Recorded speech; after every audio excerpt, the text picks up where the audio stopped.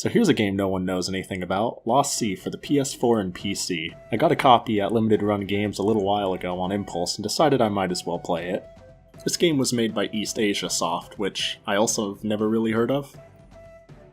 Right off the bat I noticed something was really odd about the character select screen. You start in the middle, you see, and when you go left to look at the characters over there, it doesn't wrap around. You have to go all the way right to the other side to see the other characters. On top of that, if you ever leave this screen or you just start over, it shuffles where the characters are at.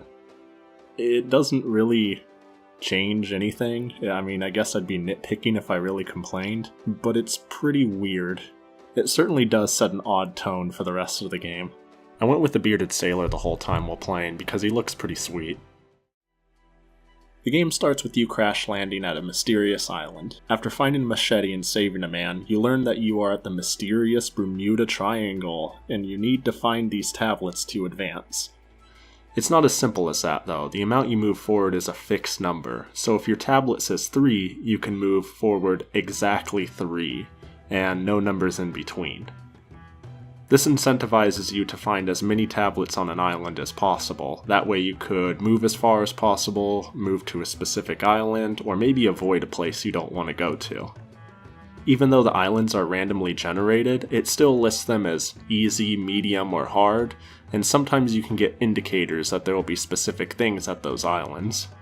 It's kind of like an action-adventure roguelike with no story whatsoever. Combat in this game feels fine. It's like a 2D Zelda where you just hack and slash at things.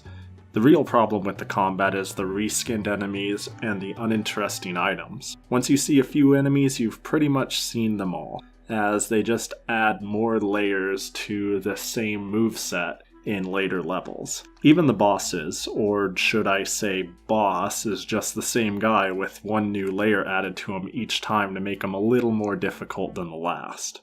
Items boil down to medkits and screen clears with very little items that are in any way unique in between.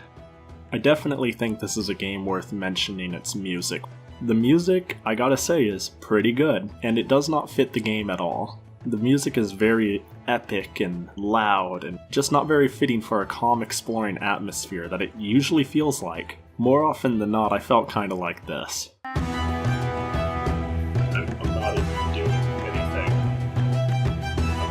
Not even moving, touching the controller. No one's even there. Now, on the tutorial island, they teach you one mechanic that is pretty much the bane of this game, which is assistance. In Tutorial Island, the guy you help asks you to find his assistant. Once you find him, he'll follow around and help you in numerous ways. Most islands have an assistant that you can find and recruit, and they all have a few traits. These traits range from having higher health, increasing your damage, to being the only way to be resurrected, build bridges, and open chests. Okay, so here's the thing. I did not know how essential these guys were.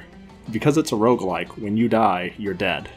And if you want that to not happen, you're going to want some resurrections, which means you tote around these guys who do nothing besides resurrect you when you die. And if you want to open a chest, you're going to have one with you that opens a chest. And if you're going to want to cross a bridge, you're going to have one with you that crosses bridges.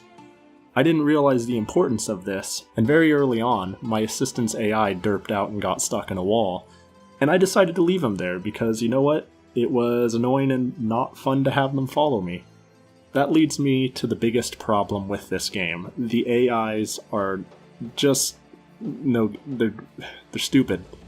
And no matter how much you don't want to bring them along, no, you need them to survive, and there's not much you can do about it. So, for example, here I am, running along, doing my own thing, and I've got my assistant following me close behind. I'm trying to clear some boxes, and I just hit my ally because he won't get out of the way. It doesn't hurt him, but it doesn't feel good either to be whacking him around. They also don't fight for you. And instead, whenever you're near an enemy, they do this little cowering animation, and they just freeze in place. This would be fine if it didn't cause such a problem with certain enemies. Take this enemy for example, the frog. The frog jumps in the air and falls where you were a couple seconds ago. They're really easy to avoid because all you have to do is keep moving. But then comes in your assistant, following right behind you, and as soon as he sees the frog, he freezes in place. It's incredibly hard to prevent him from not taking damage from this enemy, because he'll usually freeze exactly where the frog is going to fall. A lot of times I find myself tanking an enemy just to make sure that my assistant doesn't get hit. There's nothing fun about this, but I need my assistance if I want to progress smoothly. These are the major things. This doesn't count for the small things you have to deal with all the time with your assistants. I can't tell you the number of times my ally would just get hung up on a wall and I need to go back and get him, or he'll just be stuck there forever. I know I've spent forever talking on these assistants, but they pretty much ruin a game that otherwise only suffered from being painfully average. And because it's a roguelike, of course every single island is randomly generated. This seems alright at first, but then you get a couple of weird hiccups. One time I actually had an enemy spawn in mid-air. I couldn't actually kill it, but my assistant would cower from it anyways, so I had to actually hit my assistant away from it so he would start following me again, or he'd be stuck there forever next to the floating bird. There are two ways to upgrade. The progression is gold and experience. When you progress through the game, you find gold and you get experience by killing enemies, and you could use this to get various upgrades like making your ship travel faster, making your tablets not roll the same number, make it so you can hold more items and have more crew members, which actually defaults at 1 initially. And then there comes some things like being able to sprint. Not having sprint in the beginning of the game is not a big deal, because you're trying to familiarize yourself with the game, you're just kind of going around whacking things, you're just having a grand old time exploring.